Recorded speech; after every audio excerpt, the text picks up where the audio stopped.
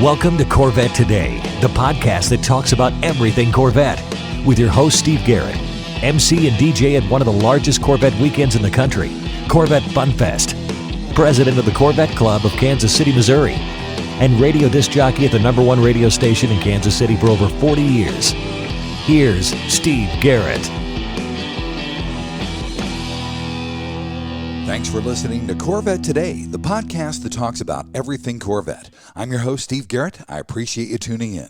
You can listen to Corvette Today on all podcast platforms. You can also listen on your smart device. Just say, "Hey Google" or "Alexa, play the podcast called Corvette Today," and you're connected. Also, visit the Corvette Today website. It's CorvetteTodayPodcast.com.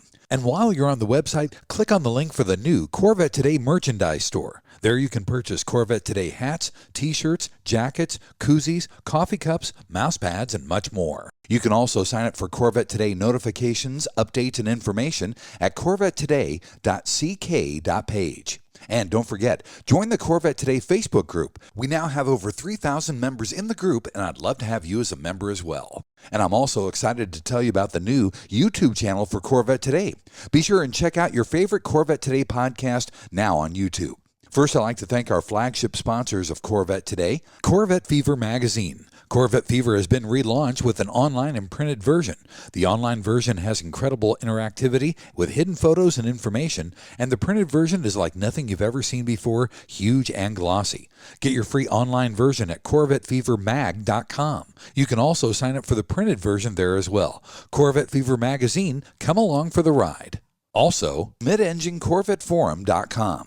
If you'd like to join a new vibrant forum that focuses on the new mid-engine C8 Corvette, it's free to join this friendly community. You'll meet a lot of fellow Corvette enthusiasts like yourself at MidEngineCorvetteForum.com. Also, a shout out to CanadianCorvetteForum.com, welcoming Corvette owners from around the world. It's time to get the latest Corvette news and headlines with my buddy Keith Cornett from CorvetteBlogger.com. As you know, Keith is a regular guest on Corvette Today. He's here twice per month, every other week, to keep you up to date on what's going on with America's sports car. Keith, welcome back to the show. Buddy, this is a monumentous podcast because this is the marking of our 1-year anniversary for the News and Headlines podcasts. Well, thanks again for having me, Steve. Like you said, a year ago, we thought we were going to do these about once a month or so, but there's just too much Corvette news out there, and we kind of revamped that on the fly, but it's been a lot of fun. It's amazing now that we're back at shows, how many people come up and say, we listen to the podcast every other week. They tell you how they listen to it, whether they're on their way to work or on a lunch break. We're glad you're out there. We're going to have another year ahead of us with, again, some great Corvette news and some fun stuff to talk about. So appreciate it, Steve. Also, we're joined today by Jeremy Welborn. As you probably remember, Jeremy is the president of the Southwest Oklahoma Corvette Club, and he was podcast #1. Jeremy is with us today, and Jeremy's going to talk with us more about the National Corvette Museum's anniversary event, Keith, because you and he attended that event. Absolutely. Always good to see Jeremy. He is a Corvette blogger contributor as well, and just brings a wealth of knowledge and contacts to what we do here. So, Jeremy, glad to have you on the podcast. Hey, thanks for having me, guys. Glad to be here with you and look forward to today's podcast. Keith, let's get right into it. Let's talk about C8 Corvette production and get an update there. Yeah, well, it looks like we're really winding down the 2021s. I believe we're about 25,783 Corvettes produced so far.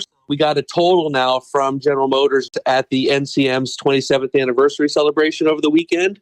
So we know what the end count is. So we've got about 433 cars to go, which means that I believe we'll be starting production on those on Thursday. I initially said Wednesday in a blog post that we did, but I do believe it is Thursday now. That sounds good. And also you've got production stats on the 2021 C8 as well. Exactly. Yeah, we're looking at a total of 26,216 as provided by Harlan at the NCM anniversary celebration.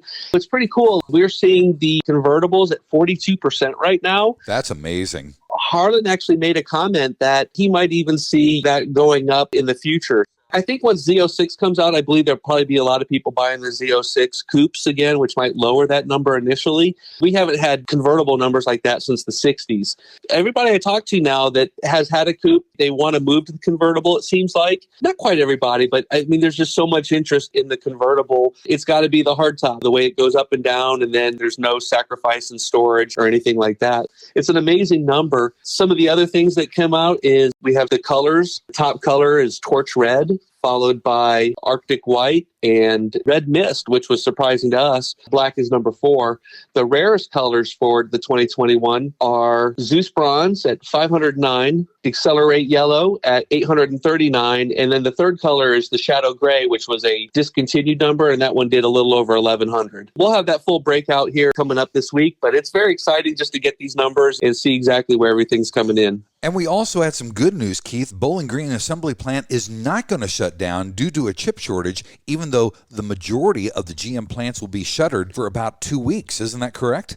Yeah, that news came out just at the end of last week. Again, we're fortunate they are prioritizing the Corvette. We're one of just 4 plants that will be open during these weeks. I believe the other ones are the Arlington Assembly in Texas, where they build SUVs. We also have the Flint Assembly, where the pickup trucks are built, and then a portion of the Lansing Grand River Assembly in Michigan, which is where the Cadillac Blackwing cars are built. So definitely prioritizing the higher ticket items, but also these are all the vehicles that are currently heavily in demand right now. So again, we're just glad that they see the value of having Corvette owners getting their cars. We know that owners would be freaked out over another shutdown. We've been 13 weeks without any shutdowns. Right. There's only been 6 weeks total of shutdowns during the 2021 model year. So we're very thankful for that. And the other tidbit we got on these shutdowns is from this year that they were all parts related or part shortages. It wasn't due to any COVID outbreaks or anything like that. Kai does say that the manpower issues at the plant are always something that they're working on. In fact, I believe he said that they had over 20 cases this week of COVID at the plant. So it is a constant battle, but they seem to be working through it. We're very happy to know that the Corvettes are still coming off the line every day. Absolutely right. Also, Corvette ranked highest in class with the 2021 J.D. Power Initial Quality Study. That's more good news. Yeah, these are initial quality. So this is something that when Corvette owners get their cars, they report back on these surveys of the kind of issues that they have. We did real well. We beat out Porsche and Lexus to get that segment win there. And we were just one of 2 cars from General Motors to get that. The other one was a Cadillac. So we're very happy to hear about that. Again, it's just another feather in Corvette's cap that they're doing well with this. That's fantastic news. I'm so glad to hear about that. And also more good news, AutoTrader shows that the C8 Stingray is consistently selling above MSRP, which is good for the seller, but not necessarily as good for the buyer. Yeah, this is one of those stories where we get the question sometimes, is this really news? Because we know that when you have the hottest selling car and the fastest selling car, people are willing to pay more for it. So we do see AutoTrader does track both new cars and pre-owned cars, and they are definitely seeing the Corvette selling for more than MSRP. It wasn't the highest car on the list, which I guess is a good thing, but it definitely made the top 20 there. That's awesome news. And also, you and Jeremy got to meet the brand new president and CEO of the National Corvette Museum at the anniversary event. Why don't you guys talk about her for just a minute? Absolutely. We've been dying for leadership at the presidential level, the CEO level since the last hire. And for us, we really need somebody that's dynamic. We sometimes have car people. We've sometimes had people with experience in museums and hospitality. With Sharon, she brings both of those. She grew up in a car family. She was working in shops back in the day when she was young. She said her first paycheck came working in her dad's garage, being under the creepers, nice, doing all kinds of work on cars. She recently came from 20 years at the Country Music Hall of Fame and Museum, where she dramatically increased revenue. So she brings a lot of gravitas to that position. And then again, she is just a very dynamic person to talk to. We had the chance to catch up with her after her introduction to the membership. I think people were pretty much amazed. Jeremy, what do you think of her? Yeah, I was incredibly impressed with her and her presentation of her past and what she's going to bring to the museum as a result of her track record. Her expansion of the Country Music Hall of Fame in 2014 through 2019 revenue grew 42%. So I think she's going to bring some great business strategies to the museum that will help it grow and increase revenue, which will allow us to do more things there at the museum. But she's a personable person and also owns a 2019 Grand Sport. Very nice. And we're talking about Sharon Brawner, who has now been introduced as the new president and CEO of the National Corvette Museum. And finally, guys, Callaway introduced the launch edition C8 at Corvettes at Carlisle. I got to see that up close and personal. Man, what a good-looking car. Yeah, as a launch edition, they still can't get engine control unit to make any changes like that, to do any custom tuning. So they're focusing on some of the stuff that they do know. They were a little cryptic on some of those engine changes that might be coming up, but they do have some of the signature Callaway updates, which includes aerodynamics, the double D exhaust, which we just love, the choice of wheel options there, a lot of the Callaway touches. There's some really cool stuff. They have this big wing on the back that is inspired by the C7 GT3 car that's campaigned over in Germany. There's a lot of those little updates to it. We've got some video coming up this week that'll show a full walk around of the car. One of the really neat things is that with that big wing on the back, they had to really update the hatch and the struts that go up. So when they open up that hatch, that back engine compartment, that thing raises on its own now, which is a really neat feature. And again, unlike the ZR1s that had that huge wing, where you had to reach around from the sides, that thing is on the back deck. So when it raises up, you have full access to the trunk area.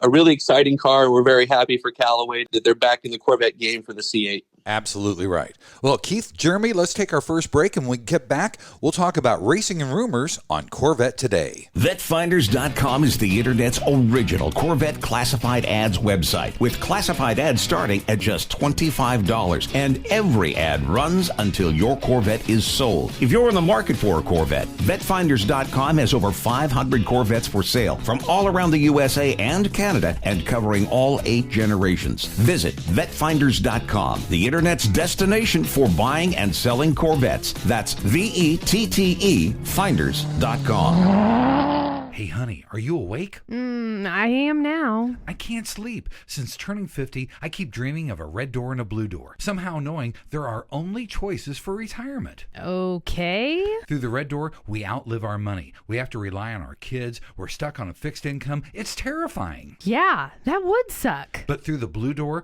our money outlives us. We retire on our terms. Our kids stay our kids, not our caretakers. We make work optional. Yes, that's much better. That's what I want too. But what do we do? We call True Wealth & Company at 913-653-8783. They specialize in helping successful people make work optional. They're our fiduciary Blue Door personal wealth managers. Hey, where are you going? It's 3 a.m. I can't sleep. I'm going to check out True Wealth & Company online at retirewithtrue.com. That Blue Door is going to be our retirement. 913-653-8783. Visit us online at retirewithtrue.com. Investment advice offered through True Wealth & Company, LLC, a registered investment advisor in the state of Kansas.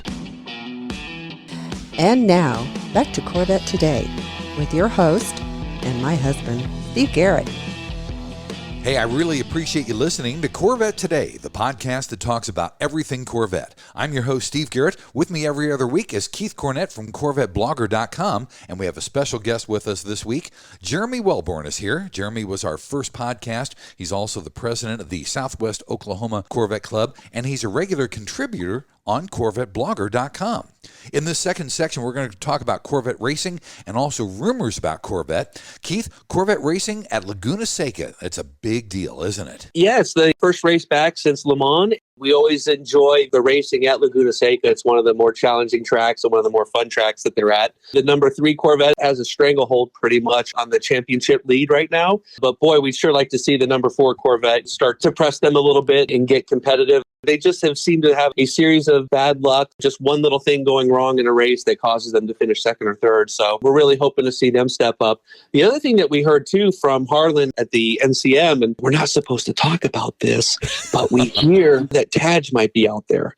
We haven't seen Taj in a couple of years. He was not at Carlisle, nor was he at the NCM, but Harlan did allude that he might be out at Laguna Seca. So I know they usually do a Corvette racing dinner out there. I haven't seen anything if they're still on track or it might be paired back a little bit, but hopefully he'll be corralling the Corvette Corral and you'll be able to get to talk to him. Very nice. I hope so too. Yeah, we did miss him at the anniversary event and Corvettes at Carlisle, so hopefully he will make Laguna Seca. Yeah, and that race, though, is also going to be shown live. I know the last couple of races seem to have been tape delayed, but that is a Sunday race at 4 p.m. Eastern time. Excellent. That's good to know. I'm looking forward to seeing that. That's such a great racetrack anyway, and I love to see cars doing the Laguna Seca circuit, so it'll be good to see that live for sure. Also, Jordan Taylor is going to be on a podcast called Dale Jr., and this is supposed to be a pretty big deal, and it's a really good interview, isn't it? Well, because I've been away, I haven't had a chance to sit down and really give this a listen to. But I had several Corvette racing fans at the NCM say, Keith, you have got to listen to this.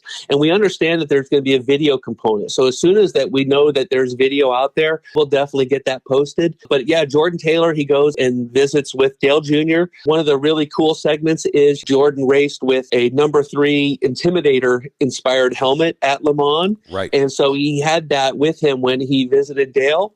And in fact, he gave it to him as a gift afterward. A really neat story there, but we are excited. I want to definitely get into that hour-and-a-half interview. I hear it's just chock full of fun stories. Jordan's got a little bit of a wacky personality anyways, and a sense of humor that is second to none in racing, I think. So excited to see that. And again, if we get that video, we'll definitely have that posted. And what a classy thing for Jordan to do, to give that helmet to Dale Jr. in honor of his father. Yeah. That had to be a touching moment. Because when he thought about doing it, he actually texted Dale Jr., and I believe it was during a NASCAR race. Dale's like, yeah, man, that's a great idea. Go for it. And so he got the sign off to do that. It was a pretty cool helmet with the good wrench on there and the number 3. Glad to see that's going to go back to Dale Jr. and it'll be something that he'll be able to hang on to himself. Also, Laura Klauser gave us an update on the ACO and the GT3 Pro class at Le Mans. What was the result of that? This is the story that makes us so cringy because we've been waiting for what the direction is going to be for not only Corvette racing, but Cadillac racing. We always thought that the Cadillac should go prototype. That's what they're known for over the last few years. The Corvette is a GT racer, and its fans want to see the car that wins on Sunday that they can buy on Monday. That's the old saw about that. But now with the ACO's recent decision that sounds like that they're going to get rid of manufacturers racing in GT, everything's up in the air right now. And then the ACO has further exasperated it by saying, well, we'll have a final decision at the end of the year. So now we're going to lose another 4 or 5 months while we're waiting for them to come up with what exactly is going to happen. So not only does that affect the Corvette racing team, it also affects Cadillac. Which one will go LMDH? Some of the other manufacturers that we've raced against in GT, like Porsche and BMW, are all going LMDH. They don't really care if they're locked out of that or not because they already have GT3 programs for their customers. And that's always been one of the biggest drawbacks for the Corvette racing team racing GT3 cars because they don't want to race their customers. That's why they want a separate pro class as opposed to a mixed class of amateur and pro drivers and then a private team. It's a real cluster in terms of how this is coming about. I'm not so positive that we're going to see Corvette racing at Le Mans after 2023. I know, that's really sad, but, hopefully everything will fall into place. We'll see what happens. In our rumors section, Keith, this is interesting. Retired Corvette test driver Jim Miro thinks that the C8 Z06 could do a sub-7-minute Nürburgring lap. That was pretty interesting. Yeah, no one has more experience in Corvettes at the Nürburgring than Jim Miro. I mean, obviously, you've done a couple podcasts with him, so I would definitely go back and listen to those. There's still a whole lot of speculation about what we're going to see out of the output of the car. People are thinking that, obviously, if the C7 did 650 horsepower, 650 foot-pounds of torque, that the C8 should be more than that. But there's more to it than that. There's the different configuration. There's the DCT that all plays into it. We've always just heard rumors that it is a naturally aspirated car, somewhere around 620, 625 horsepower. We'll find all that out on October 26th when it's revealed. But Jim Miro says that he believes that it could actually do a sub-7-minute lap around the Nürburgring. If anybody would have a real good idea about that, would be him, although he's never driven the mid-engine car over there. That's why it's in the kind of the rumor section right now. I'd love to get Jim Miro in a C8 Corvette and have him on the Nürburgring. I think if anybody could do that lap, that would be Jim. Don't you think? It'd be close, yeah. He actually talks about a couple other people. We know that Oliver Gavin helped with the C8 Stingray while doing the Nürburgring lap over there. But there's also another Corvette ride and handling engineer named Bill Wise, which he thinks would do well. Bill drove the Camaro ZL1 1LE to a 716 at the Nürburgring a few years ago. So Jim is more than confident that Bill would also have the capacity to do a lap like that in the C8 Z06. And also, we had a lot of video of the Z06 already at the Nürburgring. It seems like it has kind of like a short first gear. What's going on with that? Again, these are some of the secrets that we're going to all find out on October 26th. But with these cars, those DCTs, if you can wind it up a little bit faster, shift a little bit quicker, you can get into those power bands a lot faster. We had this video of a car just leaving like a little driveway as it was getting onto a highway. And yeah, it sounded like a very short shift. And then as it accelerated, we heard it wind out a little bit and there was some popping of the exhaust. It's all pretty exciting. Everything's just kind of a rumor right now until October 26th. Well, I'm looking forward to October 26th. That's for darn sure, buddy. All right, and also our final rumor is about the E-Ray. So the C8 E-Ray had a mystery button. There was a picture taken of that car, and they saw a button on there that couldn't be identified, but it looks like we now know exactly what that button is. Why don't you explain that to everybody? I haven't had an opportunity to cover this like I wanted to. These are spy photos that we did not have access to. So obviously I don't share other people's spy photos, but one of them showed this button that is on the side console. So if you're sitting there and your right knee is leaning up against that center console, there's a button right there. And it turns out that it looks like it's a button that was also on the Chevy Volt, the Volt EV and the Volt EUV, which is identified as the Regen on Demand.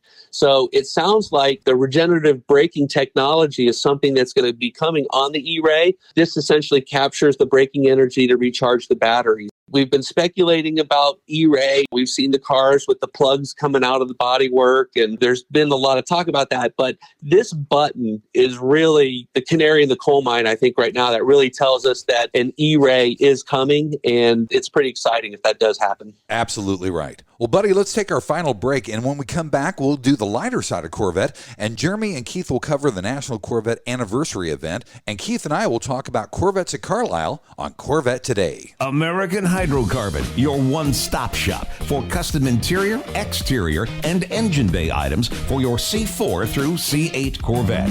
We can help you create a custom look for your Corvette with carbon fiber or 10 different color patterns and styles. We've served customers in over 28 countries all around the world. Whether it's a custom-made engine cover for your new C8 mid-engine Corvette or custom-made C4 interior upgrades, American Hydrocarbon can help you transform your Corvette into a best-in-class show car. Our products have been featured in Vette and Corvette magazines, so give us a call. 813-476-5638. That's 813-476-5638. Visit our website at AmericanHydrocarbon.com or email us at pat@AmericanHydrocarbon.com. Let us help you make your Corvette the car you've always wanted it to be. American Hydrocarbon. You're listening to the Corvette Today podcast with Steve Garrett. Hey, thanks for listening to Corvette Today, the podcast that talks about everything Corvette. I'm your host, Steve Garrett. With me every other week is Keith Cornett from CorvetteBlogger.com. Keith and I keep you up to date on what's going on with America's sports car. Also with us today is Jeremy Welborn. Jeremy is the Southwest Oklahoma Corvette Club president, and he was our very first podcast with Corvette Today in April of 2020. And he's a regular contributor on CorvetteBlogger.com.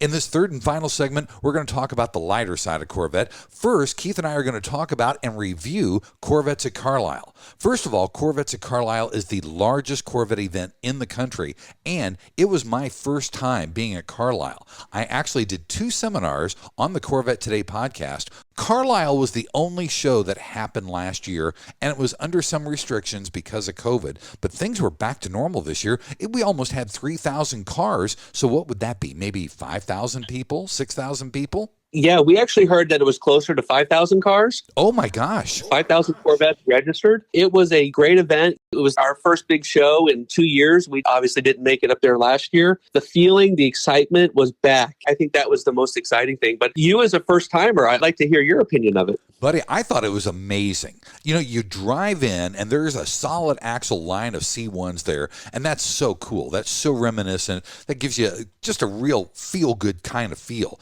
But then it was all the C4 Grand Sports, the Skunks. How many did they have there? Did you get a final count? I heard that it was around 46 or 47. That was amazing. I got pictures of that because it was so darn cool. And then John Heinrichsey, who was in a podcast about 2 weeks ago, he has the #1 C4 Grand Sport, and that was there. It was so cool to see that. Yeah, and the really neat story is that he actually gifted that car. He gifted it to Maureen and Rich Walker. Rich is in poor health. We're all praying for him. Maureen has been one of the stalwarts at the Grand Sport Registry, along with John Hutchins Hutchinson. Right. Couldn't think of a better person to take care of that car. And we're just praying for Rich. But those Grand Sports, when they're all lined up and you see that stripe just going car after car after car, it is an amazing sight. That's one of the things about Carlisle is that they have the ability to pull off displays like that. Yeah, it was really cool. I mean, there were Corvettes as far as the eye could see, and they had the swap meet. And I'll tell you what, if you haven't been to Carlisle, make the trip. I actually flew from Kansas City out to Harrisburg and then drove down to Carlisle, and you drive in on the grounds, it immediately made me miss my car. It's like, I should have driven my Corvette. Yes. There are clubs everywhere, Corvettes everywhere. There's the big hill, and they had a great big flag, and I think that was for the first time. But you could drive your car up the hill and get your Corvette taken with a picture of this flag that was, gosh, it was the side of a building almost. It was so cool. Right. And again, one of the big draws of Corvettes at Carlisle is the Corvette engineering team. I think they had about 20 to 25 personnel from the team there. So they had displays. They were doing their own seminars. Harlan and Josh Holder did some walkarounds of the C8R edition, the IMSA GTLM special edition that's out for 2022. We got to see all 3 new colors there. That was really neat, as well as the low profile spoiler was there in body color under the tent.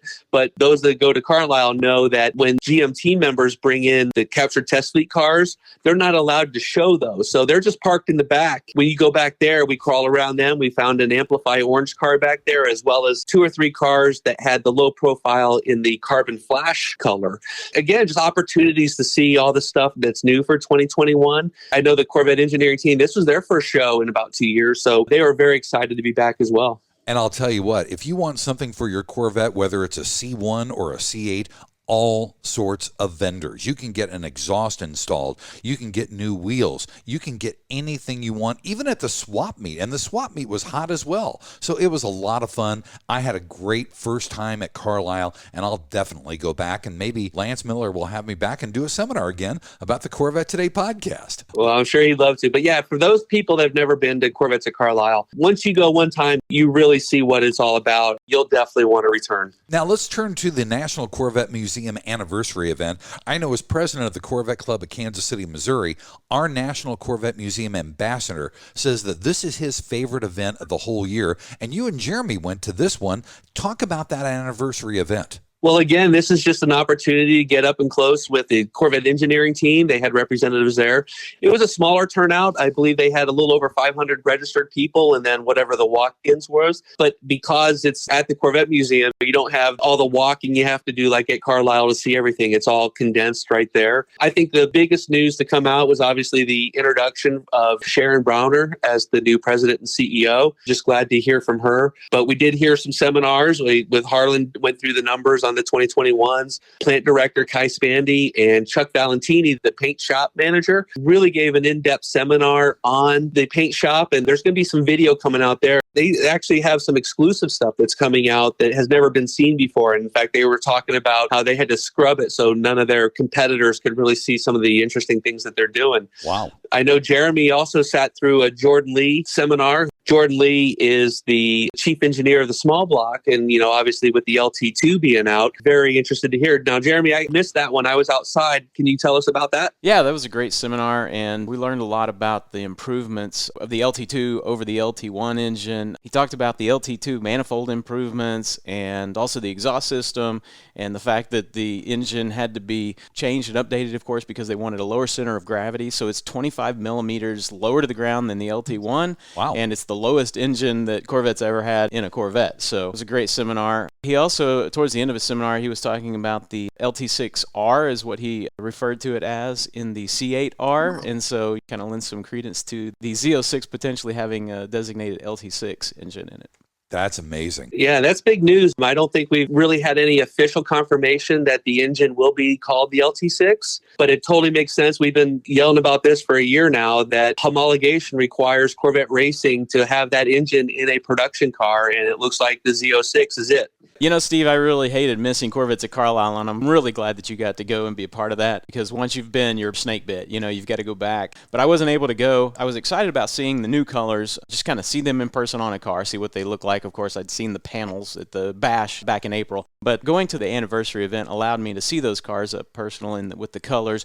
And it was interesting because, at Corvettes at Carlisle, particularly the caffeine metallic, was under a tent. Right. And most of the time people couldn't see it in the sunlight. Well, at the museum, it was positioned so that you could see it in the sunlight. And when that sun came out, people flocked around the car. It's a very polarizing color. Yes. It's getting a lot of attention, so to speak, in negative ways as well as positive ways. But it's an amazing metallic because it has the highest content of metallic that they've ever put in a Corvette paint. And the 4 colors in it are burgundy, red, gold, and blue. Wow. When you walk up, there's a picture I took where I walked up on the car and I was just blown away by the fact that, okay, this front part of the fender looked burgundy, and then the back part of the fender looked brown because of the angle of the sunlight. So anyways, kind of an interesting color. But seeing the colors, there wasn't anybody around Amplify Orange hardly at all. I mean, it was like, yeah, I said I do prefer my Sebring Orange over it, but I mean, some people are going to like that. It kind of goes along with Rapid Blue and Accelerate Yellow as far as kind of that pastel type without any metallic in it. But I really like Hypersonic Gray. I think that's going to be a fantastic, and I think that's going to look incredibly good on a Z06, which I hope to order. That's nice. Yeah, the Hypersonic Gray was one that we got a lot of questions on. How did it look at different angles? And we caught it in the sun as well. It's a great color. It's going to look great on the IMSA GTLM edition again. We're hearing that color might be around for a couple of years. I think it looks great as well. Anything else to add on the National Corvette Museum anniversary event, guys? Yeah, one of the big seminars was the 24 at 20, which was the Corvette racing seminar with Doug Feehan, Gary Claudio, and Andy Pilgrim. And they talked about the 20th anniversary of the Corvette's overall win at the 2001 Rolex 24 at Daytona. And of course, they ran 2 cars, and one of those cars, the car that came in second actually, featured Dale Earnhardt, Dale Jr., along with Andy Pilgrim and Kelly Collins. But it's an amazing seminar. The NCM is supposedly going to have video of this out, hopefully sometime this week. But if you're a Corvette racing fan, that's one you're not going to miss. There's a couple parts in there where both Andy and Doug get a little choked up just talking about it. Of course, Doug, one of his things that he says about that is Dale Earnhardt's last checkered flag came in a Corvette. We always think about what could have happened had he not passed away 2 weeks later during the NASCAR race at Daytona. They were talking about doing a team, taking it to Le Mans, and he was very excited about that. And also, Andy and him just really seemed to hit it off. The fact that relationship was cut short was also very poignant. So hopefully we'll have that seminar out soon. Well, that's really cool. I didn't know that Dale Earnhardt last checkered flag was in a Corvette, so that's very, very cool. Also, Mark Royce had shared pictures from the Nürburgring of the garages where the 2023 Z06s were, and there were 6 of them. That was a great picture. Yeah, we knew that the manufacturing timetable over there, they had 2 weeks to test. And so this came at the end of the 2 weeks. And here's what he posted. He said, "What an amazing week. So proud of this team. Those who know what these are and where this is at, well, Z comes to life," and then he hashtags furious.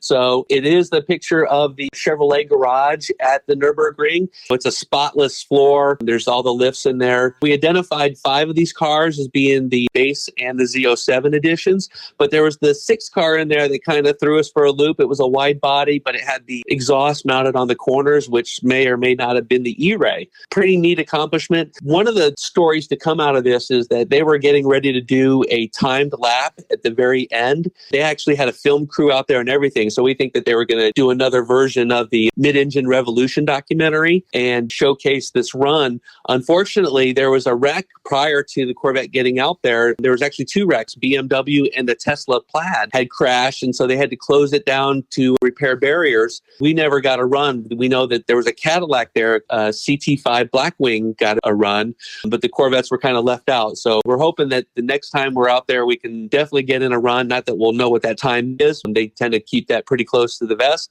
Mark is the proud papa. October 26th is when all this is coming in, and I believe we're about 50 days or so out. Right. I can see the newspaper headlines already, Keith. Snake bitten again at the ring. Exactly. Hey, if you're a speed freak and a horsepower freak, these next two stories are right down your alley. Extreme Turbo Systems shattered the C8 world record. They ran a 9.05 at 159 miles per hour, and I think that's the fastest ever, isn't it? It is, yeah. So it was a year ago. They were the first car. They had a ETS turbo kit, and they were the first car to break the 9-second barrier at 9.95 seconds. And then, of course, with Amelia Hartford and her car Phoenix came in and actually ended up with the most horsepower record. And then her time, I think she got down to a 9:36. And then all of a sudden they said, this just kind of came out. They said it was filmed on a cell phone in vertical, so it wasn't even a great video. And they just said it was a customer's car. It was kind of an accident. It wasn't planned, but they got the time slip. It shows a 9.05 at 159.53. That's a new world record. These teams are just so close to cracking that 8-second barrier. It's pretty amazing. That's really cool. And not to be outdone, Amelia Hartford got her C8 dyno at 1,400 horsepower. Wow. Again, I've been away. I haven't seen this one either. I just caught the headline of it. We know that they got the new Dodson clutches in, and that was one of the big limiting factors to break 1,100 horsepower higher. There's been a couple different cars, I think 3 or so, that have all had 1,000 horsepower dyno runs. But boy, they just really shattered it at 1,400. So I guess the next thing they're going to do is take that car to the track. These records were made to fall. And if you like horsepower and you like that kind of excitement, these are fun times for Corvette fans. Absolutely right. Well, Keith, thanks for being on Corvette Today. Happy anniversary. Again, this is our 1-year anniversary of the News and Headlines podcast. And Jeremy, thank you for being here as well. Yeah, glad to be here, and thanks for the invitation. And congratulations on 1 year with Keith Cornett. You guys are doing a great job. Thank you. Well, thanks, Jeremy. It's fun to be here. We get to talk about Corvette news and the greatest car in the world. It's our dream job. I tell people we're basically unemployable these days just because we sit at home all day and talk about America's favorite sports car. So keep it up. It's great fun. And again, happy anniversary to you, Steve. And we'll keep waving. So if we see you out there. Thanks again for listening to Corvette Today. And please be sure to tell your family, friends, and other Corvette enthusiasts about the Corvette Today podcast. And thanks to our flagship sponsors, American Hydrocarbon at AmericanHydrocarbon.com and True Wealth & Company at RetireWithTrue.com. You've been listening to Corvette Today with Steve Garrett. If you'd like to contact Steve with any thoughts on the podcast or ideas for guests on Corvette Today, you can email him at stevegarrettdj@gmail.com. That's stevegarrettdj@gmail.com. Garrett has 2 R's and 2 T's. Or connect with Steve on social media on Facebook, Twitter, or Instagram using @SteveGarrettDJ. Thanks again for listening to Corvette Today.